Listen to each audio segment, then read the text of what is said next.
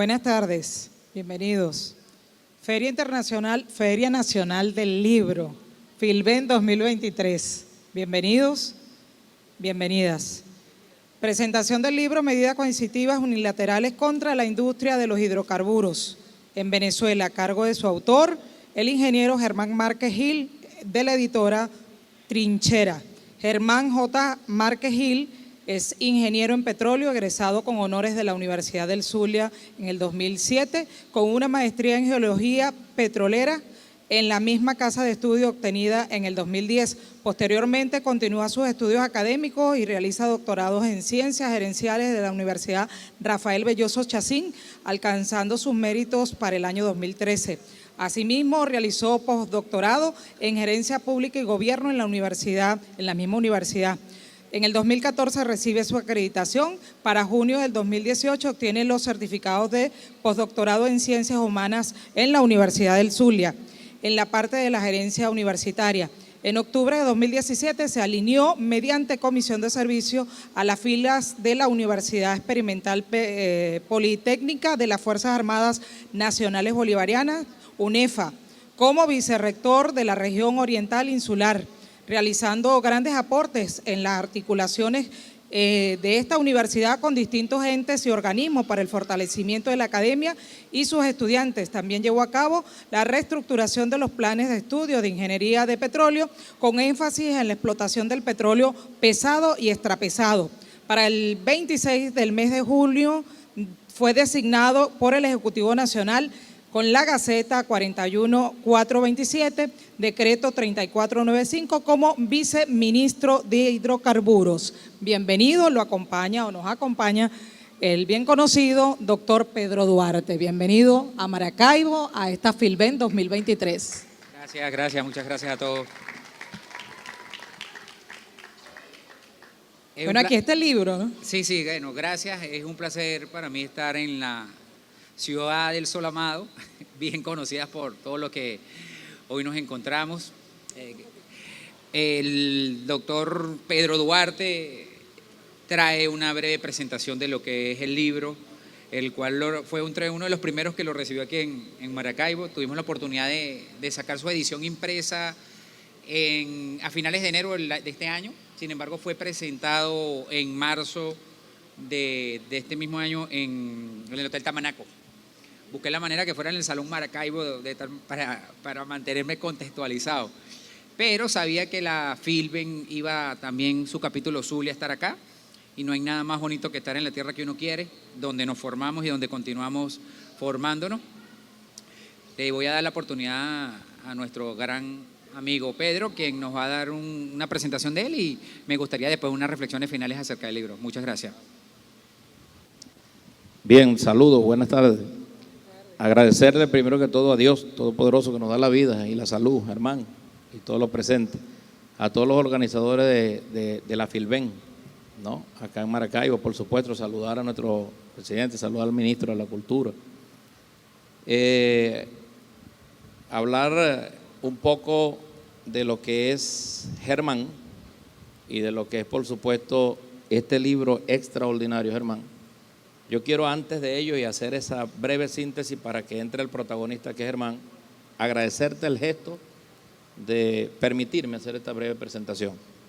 Decir que cuando se habla de medidas coercitivas unilaterales contra la industria de los hidrocarburos de Venezuela, daños y perjuicios, esto es importantísimo tenerlo presente. Primero, porque nosotros no podemos estar separados del petróleo, empezando por allí. Y una de las cosas que quiero decir, pues, y que admiro de Germán, es esa profundidad en el estudio. Hombre, estudioso. Ya yo paso de medio cupón. Ya van 4 por encima de medio cupón.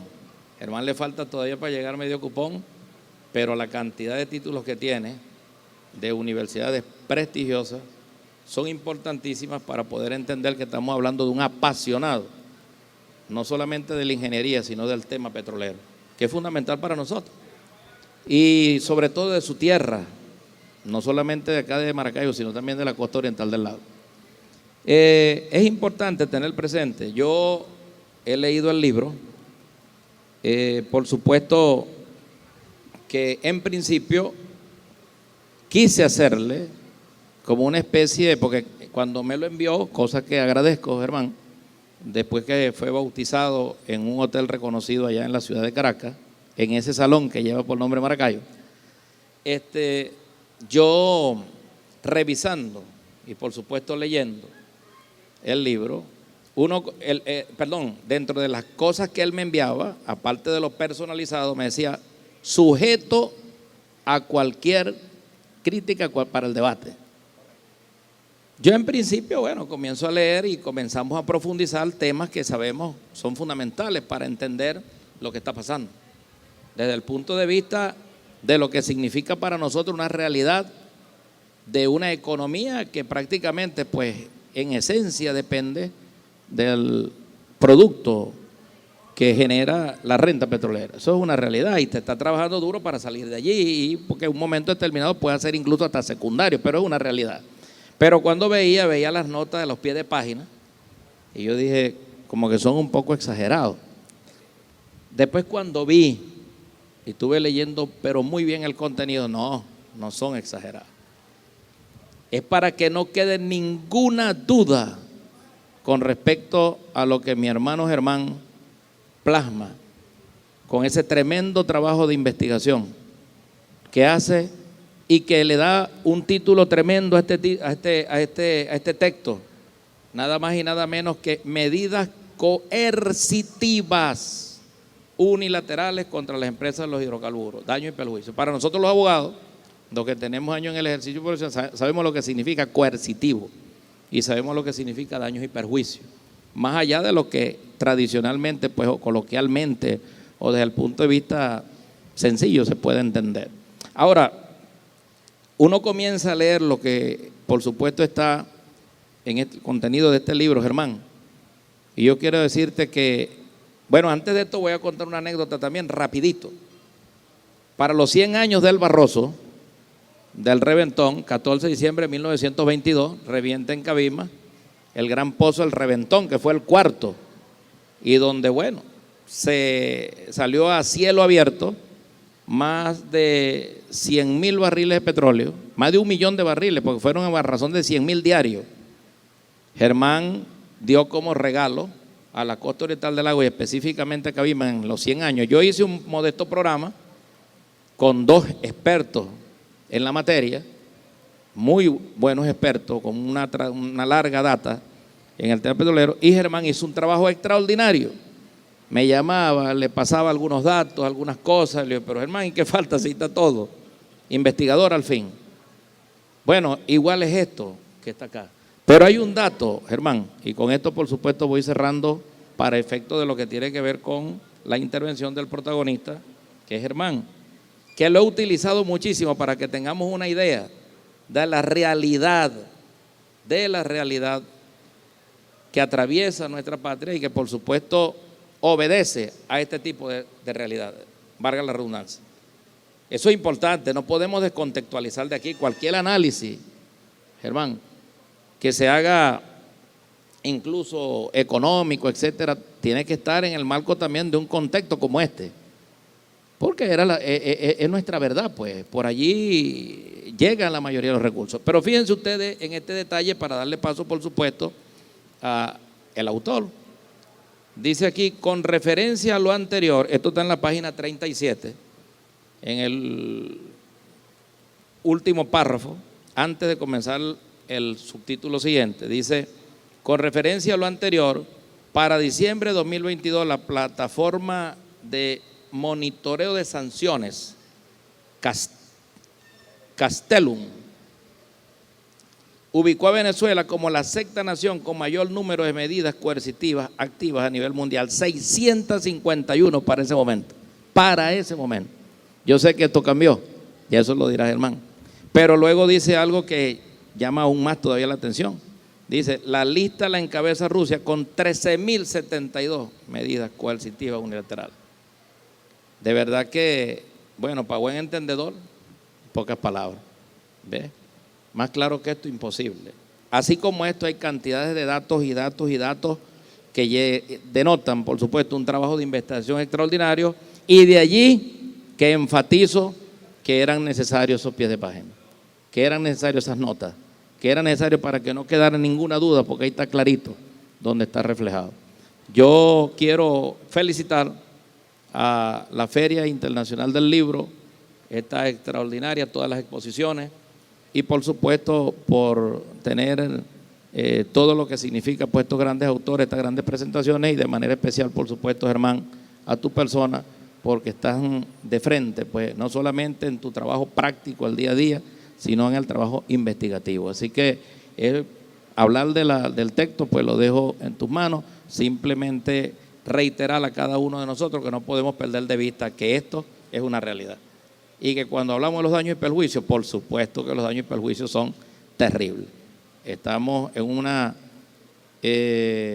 Venezuela, pues que con la ayuda de Dios Todopoderoso, pues por supuesto hemos resistido y saldremos de toda esta, si Dios quiere. Esto, no hay crisis que dure toda la vida, ni las personales, todas, y todas nos dejan un aprendizaje. Así que bueno, vamos hacia adelante, y de verdad que mil felicidades a Germán por tan maravillosa obra. Gracias al camarada Pedro Duarte. De hecho, cuando intercambiábamos información, le pasé unas fotos de aquella recuperación de la Plaza del Barroso antes de cumplirse los 100 años, 98 años creo que cumplían en ese entonces. Era usted todavía alcalde de Cabimas, y creo que el corazón de uno siempre va a estar donde a uno lo trataron bien. El Zulia y Cabimas para mí siguen siendo importantes en lo personal, pues aquí también me formé en la Universidad del Zulia y parte de mi carrera profesional fue aquí. Y en este recorrido que uno va haciendo va encontrando personas especiales. Agradezco la presencia de mis amistades que están acá hoy presentes, aquí a los compañeros de la UNES también, gracias por el público. Por ahí hay unos libritos que quiero que se lleven también. Y a los compañeros que nos escuchan allá atrás. En realidad el tema petrolero para el venezolano ya es identidad. Creo que hablar de Venezuela, además de mujeres bonitas, de Salto Ángel, del Ávila, está relacionado con petróleo. Todos los que estamos ahorita aquí, estamos gracias al petróleo. Entonces, el petróleo está, de hecho lo menciono así en una de las partes del contexto, forma parte de la identidad integral del pueblo venezolano contemporáneo. Desde que esa gotica de combustible oscuro, petróleo negro, oro negro, como le quieran decir, llegó a superficie, cambiaría la historia de Venezuela. Y más que todo en el Zulia. De hecho, nosotros estamos ahorita en una instalación petrolera, como le dice el compañero, independientemente si es cultural, pero parte de estas instalaciones nacieron bajo los pretextos de una identidad petrolera. Una identidad petrolera que ya supera los 100 años. Entonces, resumir, el martes me hicieron un llamado en Globovisión y yo le decía a la entrevistadora, resumir la historia petrolera de Venezuela es muy difícil. Me gustaría, vamos a ver, el próximo libro puede ser ese, aunque quiero hablar de política petrolera, pero resumir nuestra historia petrolera es muy difícil. Solamente hacerlo del Barroso duré como un mes y fueron como 10 hojas. Entonces imagínense, si nosotros tratamos de contextualizar toda nuestra historia petrolera, va a ser difícil, sin embargo, vamos aprendiendo de ella. En cuanto al libro en cuestión, fue un trabajo que aproximadamente puedo resumir en 2 años. Fue un trabajo investigativo que surgió a raíz de una especialización que hice en la Universidad Central de Venezuela. Y esa popular tesis que a uno le dicen mención publicación, bueno, es mención publicación si decidimos publicarla, porque de lo contrario queda en la biblioteca. Entonces conocí al profesor Amílcar, que no nos acompaña hoy por temas personales, el de la editorial Trinchera, y me dijo, pásame el borrador.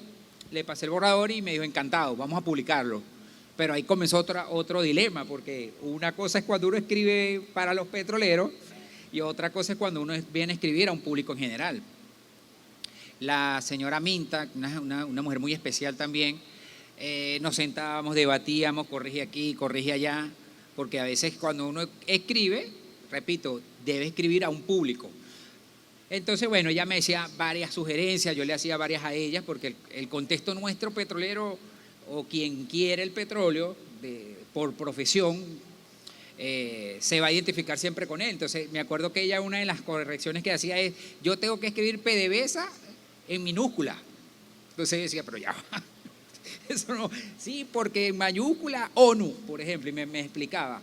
Y ella me sacó la regla de la Real Academia Española, por qué PDVSA tiene que ser la P en mayúscula y después lo demás en minúscula. Y ya no, es como que vamos a escribir U en mayúscula y después NES en minúscula. No, eso no existe, le decía yo, no.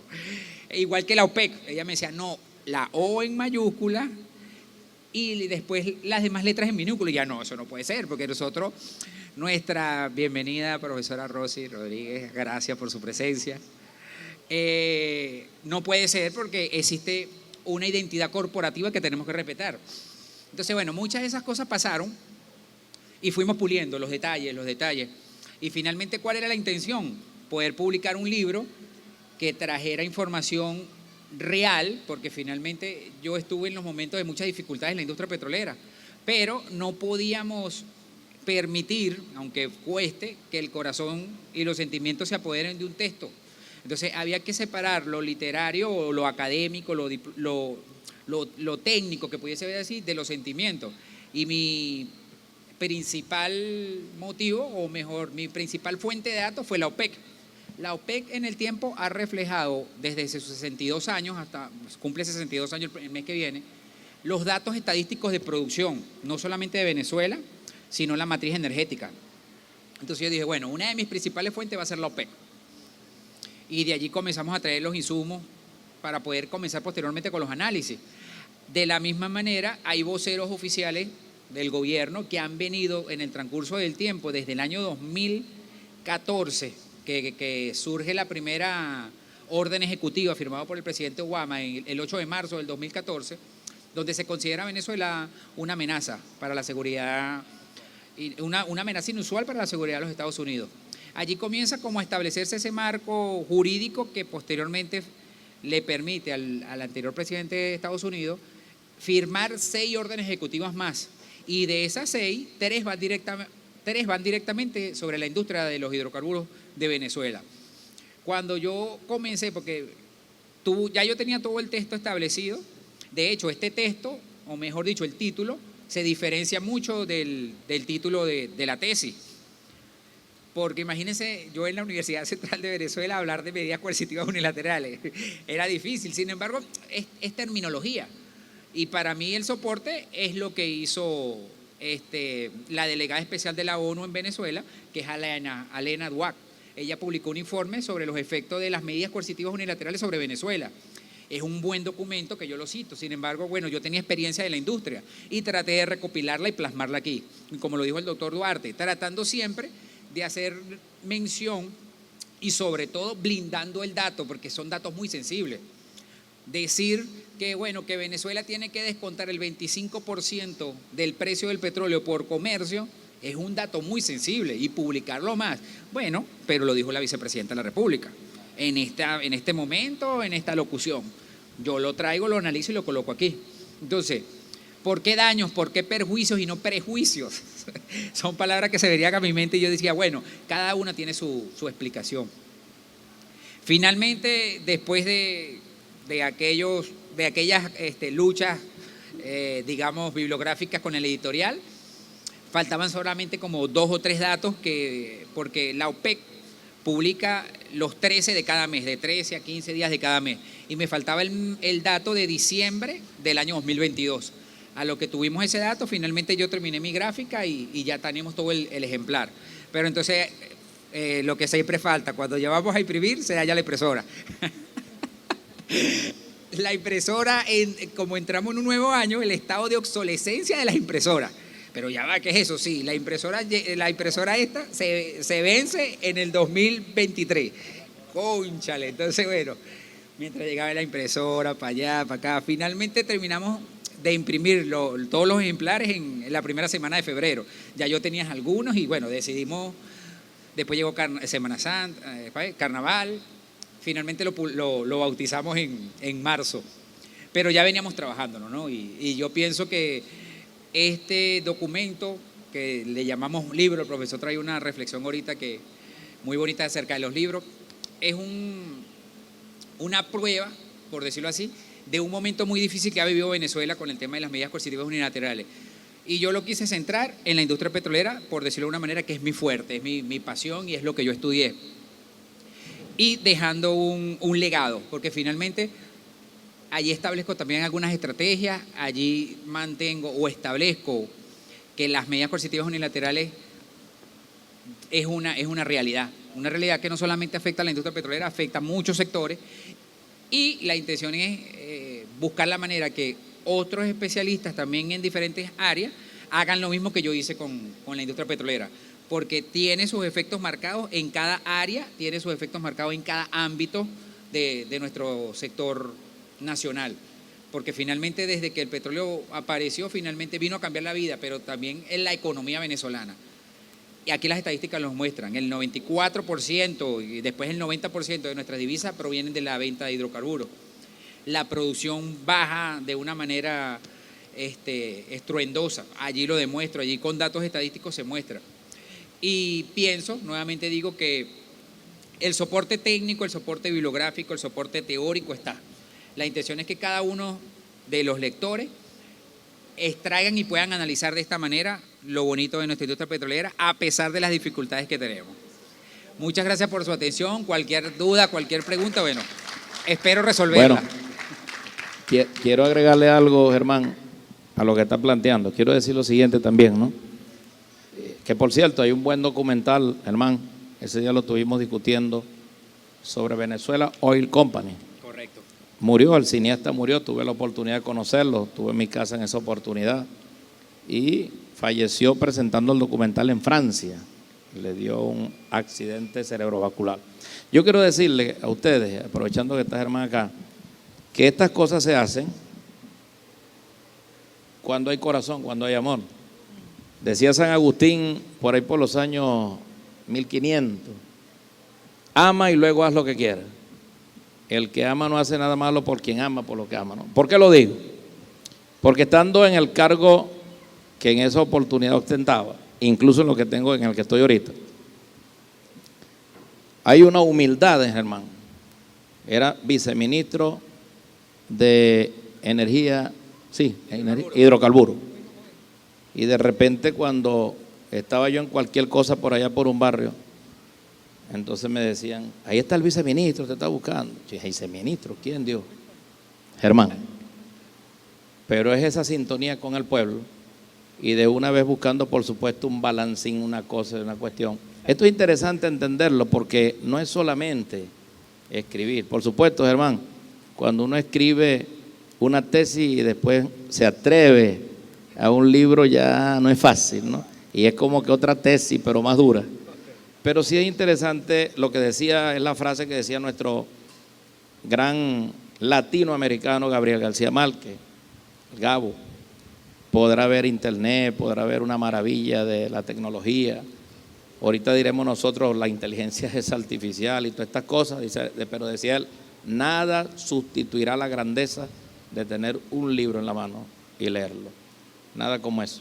Y eso es algo que siempre hemos hablado y de verdad yo quiero decir que esto va acompañado de una coherencia entre lo que se piensa, se dice y se hace por parte de Germán. Eso me consta a mí, me consta. Quería agregar eso pues para efecto de lo que tiene que ver con el hecho de ese sentimiento que le pone, y no puede salir un material así si no hay de verdad un espíritu, una parte espiritual, o sea, una parte por supuesto intangible dentro de lo que es por supuesto, en este caso ya la exteriorización de todas esas ideas, de todo lo que se haya estudiado, pero también la práctica.